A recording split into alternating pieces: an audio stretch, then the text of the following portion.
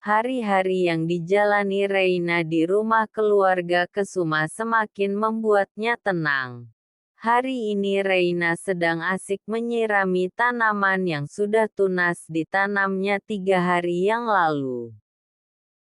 Mama Rida yang kebetulan baru pulang dari luar kota kemarin kini ikut menemani Reina menyiram tanaman. "Rein, hari ini tante mau ke butik. Kamu mau ikut? Daripada kamu di rumah aja kan?" ajak Mama Rida. Reina yang mendapat ajakan dari pemilik rumah yang saat ini ditempatinya sebenarnya ingin ikut. Tapi Reina masih takut untuk keluar rumah karena takut bertemu dengan ibu tiri dan juga saudara tirinya. Rein sih ingin sekali ikutan. Tapi, ucapan Rein gantung karena bingung gimana mau bicaranya. Mama Rida yang mengerti dengan ketakutan pada diri Reina pun langsung mengajak Reina untuk duduk di kursi yang ada di taman belakang. "Rein, tante tahu kamu takut. Tapi percayalah kalau kamu aman bersama tante ataupun Bagas dan Om Andre. Gak ada yang berani nyakiti kamu sayang," ucap Mama Rida berusaha meyakinkan Reina. Reina menarik nafas sejenak kemudian langsung tersenyum dan menganggukkan kepalanya tanda setuju untuk ikut ke butik. Mama Rida pun tersenyum kemudian memeluk Reina. Reina yang dipeluk Mama Rida mendapatkan kehangatan yang sudah lama tidak Reina rasakan dari seorang ibu. "Sekarang kamu siap-siap ya. Kita ke butik sekarang," ucap Mama Rida yang langsung diangguki kepala oleh Reina. Sementara di kantor Bagas hari ini bertemu dengan Pak Budi ayah Reina. Bagas sengaja bertemu dengan ayah Reina tanpa sepengetahuan Reina karena Bagas ingin menanyakan apa yang sebenarnya terjadi pada diri Reina. "Maaf Pak Budi. Anda pasti tahu kenapa saya memanggil Anda ke kantor saya kan?" ucap Bagas to the point. Pak Budi langsung mengeluarkan nafasnya dengan kasar sebelum memulai berbicara. "Apa yang ingin Tuan Bagas ketahui tentang putri saya Reina?" tanya Budi. "Kenapa Bapak membiarkan putri Bapak disiksa oleh istri kedua Anda dan anaknya? Apa Anda tidak menganggap putri Anda itu anak Anda lagi?" tanya Bagas yang berdiri melihat ke arah jendela dari ruangannya dan melihat gedung-gedung yang tinggi walaupun kantor Bagaslah yang paling tinggi bak cakar langit. "Saya punya alasan untuk itu Tuan," ucap Budi. "Apapun alasan Anda. Tapi Anda adalah ayah Reina. Seorang gadis yang masih memerlukan kasih sayang dari orang tuanya. Tapi Anda malah diam saja saat wanita itu menyiksa Reina," ucap Bagas dengan mata elangnya yang sudah menatap Pak Budi. "Apa sampai Reina menghembuskan nafasnya bari Anda akan menyesalinya," sambung Bagas. "Cukup Tuan Bagas. Saya tidak seperti ini. Saya hanya tidak mau anak saya semakin menderita kalau saya membela Reina saat mereka menghajar putri saya," ucap Budi dengan nada tegasnya. Bagas dan Raka hanya diam melihat Pak Budi sedikit meninggikan suaranya. Tapi setelah itu Pak Budi langsung merubah raut wajahnya menjadi sedih. Saat Reina berusia 10 tahun, Diana mengoperasi kaki kiri Reina untuk memasang alat peledak. Diana berkata kalau saya membela Reina, maka Diana akan memencet remote yang selama ini disimpannya yang aku pun sampai sekarang tidak tahu di mana wanita itu menyimpannya. Ucap Pak Budi mulai menceritakan kenapa selama ini dia hanya diam saja saat Reina disiksa Diana dan Siska. Bom itu akan bekerja saat Reina berada di dalam rumah. Karena jarak remote dan bom itu tidak lebih dari 10 meter saja, sambung Pak Budi. Saya kira Diana hanya menggertak saja. Makanya saya dulu pernah membela Reina saat Reina dipukul pakai tali pinggang oleh Diana. Tapi Diana langsung memencet tombol hijau. Dan bunyi alarm bom itu langsung berbunyi. Dan apabila Diana menekan tombol merah, maka bom itu akan meledak. Dan Reina putriku saat itu akan tiada dengan tubuh yang hancur pastinya. Ucap Pak Budi menceritakan dengan linangan air mata. Sejak saat itulah saya tidak bisa membela Reina saat mereka menyiksa putri kesayangan saya. Yang terpenting saya masih bisa melihat Reina hidup walaupun mereka sering menyiksanya, ucap Pak Budi. Dada Bagas langsung sesak saat tahu kalau di dalam tubuh Reina ada bom peledak yang diletakkan di kaki sebelah kirinya. Tapi kenapa Anda tidak membawa Reina pergi saja dari rumah neraka itu? Kan mereka tidak bisa menggunakan bom itu kalau kalian pergi dari sana. Tanya Bagas yang sudah duduk di hadapan Pak Budi. Saya pernah mencobanya. Tapi Diana berhasil menemukan kami. Dan saat itu Reina dipasung di gudang Vetua tanpa diberi makan dan minum selama 1 minggu. Tapi Allah masih menyayangi Reina. Walaupun Reina koma selama 5 hari karena kekurangan cairan, sahut Pak Budi menceritakan. Bagas dan Raka terkejut mendengar cerita Pak Budi. Sekarang hidup di zaman modern. Masih ada pasung-memasung yang dilakukan oleh ibu tiri Reina. Malang sekali hidup Kam Rein. Aku berjanji akan menjaga kamu mulai saat ini. Tidak akan ada yang berani menyakiti kamu sekarang. Walaupun hanya seujung kuku. Batin Bagas. Sepertinya si bos merasakan sesak saat Pak Budi menceritakan kisah Reina yang begitu menyedihkan. Ada apa ya dengan si bos? Masa iya si bos secepat itu jatuh cinta sama Nona Reina? Atau hanya kasihan saja? Batin Raka yang memandang wajah sedih Bagas. Tuan Bagas. Saya mohon lindungi putri saya. Saya gak mau Reina kembali disiksa dengan wanita itu lagi. Sudah cukup dia bertahun-tahun menderita. Sekarang saya mau dia bahagia. Ucap Pak Budi mengatupkan kedua tangannya di dada memohon pada Bagas. Tanpa Bapak minta. Saya akan melindungi Reina Pak, ucap Bagas. Alhamdulillah, ucap Pak Budi bersyukur karena anaknya sekarang berada di tempat yang aman. Tuan, saat ini anak buah Diana masih terus mencari keberadaan Reina. Diana tidak mau usahanya sia-sia selama ini kalau Reina tidak dia temukan, ucap Pak Budi memberitahu. Memang apa rencana wanita itu selama ini terhadap Reina? Tanya Bagas.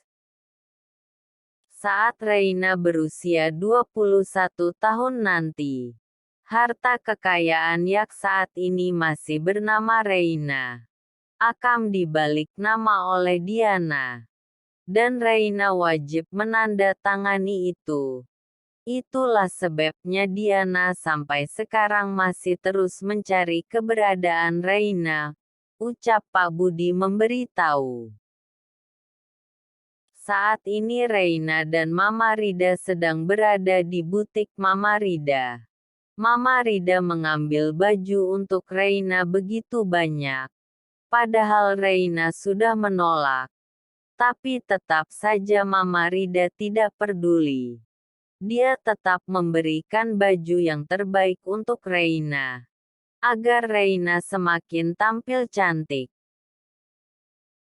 Tan. Ini sudah banyak sekali baju-bajunya. Sudah ya Tan. Reina takut jadinya mubazir kalau terlalu banyak jadi tapi tidak dipakai nantinya. Ucap Reina menghentikan kegiatan Mama Rida yang sedang mencarikan Reina pakaian terus. Mama Reina hanya tersenyum. Dia pun langsung beralih ke sepatu dan sendal untuk digunakan Reina. Reina tidak bisa berbicara lagi. Dia hanya bisa menarik nafas kemudian mengeluarkannya secara pelan. Saat sedang asik mencoba sendal dan sepatu yang pas di kaki Reina. Tanpa mereka sadari, Siska yang kebetulan ada di butik itu juga untuk membeli gaun melihat Reina yang diperlakukan seperti tuan putri. Siska pun tidak terima. Karena semua baju dan sepatu yang diberikan pada Reina berharga fantastis. Aku gak akan biarkan kamu bahagia Rein. Ucap Siska yang langsung keluar dari butik itu dengan wajah penuh amarah. Siska baru sekali menginjakkan kakinya ke butik Mama Rida. Karena dia baru saja mendapatkan black card dari orang suruhan Bagas yang sekarang menyamar menjadi orang kaya untuk mengelabui Siska dan ibunya Diana. Tapi saat baru memilih baju, Siska melihat Reina yang sedang dipilihkan baju-baju yang mahal. Tentu saja Siska tak terima dengan semua itu. Kini Mama Rida dan Reina sudah keluar dari butik. Karena hari sudah siang menjelang sore, Mama Rida mengajak Reina untuk makan dulu.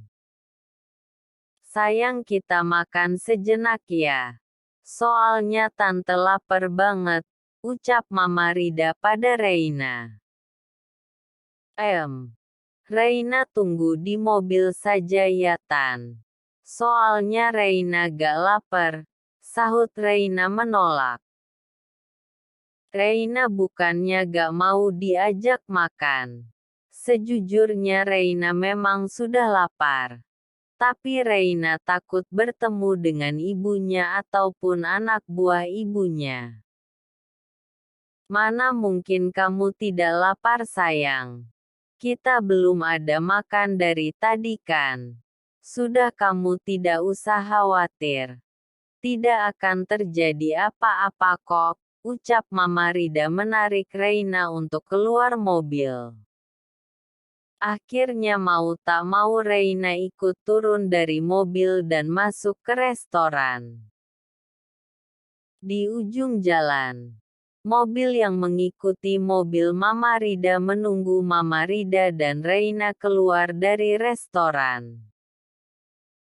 Sang supir Mama Rida dari tadi sebenarnya sudah memperhatikan gerak-gerik mobil yang ada di ujung jalan. Tapi dia merasa kalau mobil itu hanya parkir saja. Selang 1 jam, Mama Rida dan Reina keluar dari restoran kemudian langsung mobil untuk segera pulang. Tapi saat di tengah jalan yang sunyi, ban mobil yang dikendarai Mama Rida dan Reina ditembak oleh orang suruhan Ibu Diana. Akhirnya mobil Mama Rida pun oleng dan berhenti. Supir Mama Rida langsung keluar dan melihat van mobil yang sudah pecah. Beda dengan Reina yang sudah sangat ketakutan walau sudah ditenangkan oleh Mama Rida di dalam mobil. "Tenang sayang. Tidak akan terjadi apa-apa," ucap Mama Rida menenangkan Reina. Orang suruhan Ibu Diana langsung keluar dari mobil dan memukul supir pribadi Mama Rida. Akhirnya sang supir pun sudah terkapar tak berdaya. Mama Rida langsung menghubungi anak buahnya yang lain. Tapi karena jarak mereka yang cukup jauh dari tempat kejadian Mama Rida dan Reina, akhirnya Mama Rida langsung mengambil pistol yang selalu dibawanya kemana-mana. "Sayang, kamu tetap diam di sini ya. Jangan keluar. Biar Mama yang hadapi mereka semua," ucap Mama Rida yang sudah mengeluarkan pistol kesayangannya. "Jangan Tan. Mereka banyak. Reina gak mau tante kenapa-napa," sahut Reina yang sudah sangat takut. "Kamu tenang saja sayang. Tidak akan terjadi apa-apa pada tante. Mereka semua semut bagi tante," ucap Mama Rida kemudian langsung keluar dari mobil. "Kenapa kalian menghadang jalanku?" ucap Mama Rida dengan wajah angkuhnya. Bukannya menjawab, semua orang suruhan Ibu Diana langsung tertawa terbahak-bahak. "Kita gak salah mau hadapi siapa ini. Hanya seorang tante-tante yang hobinya ngabisin uang suami. Hahaha, sekali tendang pasti ngadu ke suaminya," ucap salah satu anak buah Diana. "Jangan banyak bicara. Lawan saja kalau kau bisa menang melawan aku," ucap Mama Rida kemudian langsung menembak salah satu anak buah Diana dan mengenai bahu kanannya. Karena tidak terima akhirnya baku hantam pun terjadi.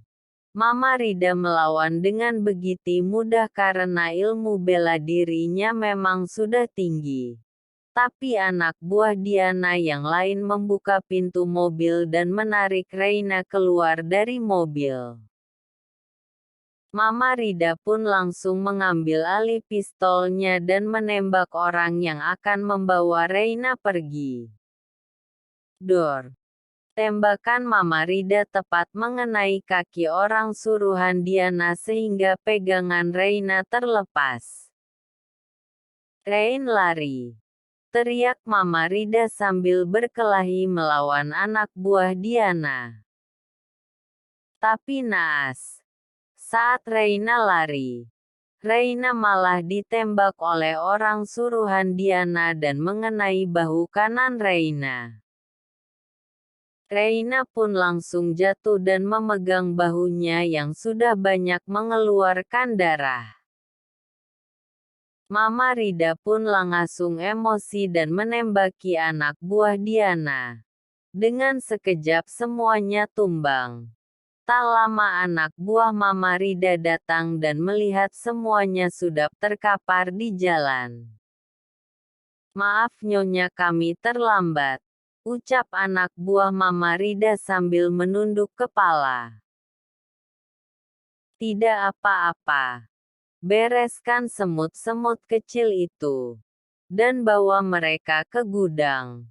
Sementara yang lain bawa antar saya ke rumah sakit sekarang," ucap Mama Rida yang berlari ke arah Reina yang sudah terbaring di jalan. "Reina, maafin tante. Gara-gara tante kamu jadi seperti ini. Kita ke rumah sakit sekarang ya. Kamu harus kuat, ucap Mama Rida. Anak buah Mama Rida langsung mengangkat Reina ke dalam mobil. Tak lama mobil pun langsung berjalan begitu cepat ke Kesuma Hospital agar Reina tak kehabisan darah. Baga yang saat itu masih di kantor yang mendapat kabar kalau Reina tertembak langsung menahan amarahnya. Raka, kita ke rumah sakit sekarang. Ajak Bagas yang langsung meninggalkan pekerjaannya. Baik bos. Sahut Raka langsung mengikuti bosnya dari belakang. Bagas begitu khawatir setelah mendengar kalau Reina tertembak. Kenapa Reina bisa tertembak, semua Mia masih ada di dalam benak pikiran Bagas. Dan jantung Bagas pun mendadak langsung nyeri saat mendapat kabar Reina tertembak dari anak buahnya. Cepatlah sedikit Raka. Kenapa kamu malah mendadak lamban begini? Bentak Bagas pada Raka. Ino sudah kecepatan di atas rata-rata bos. Sahut Raka yang bingung melihat bosnya yang tiba-tiba marah.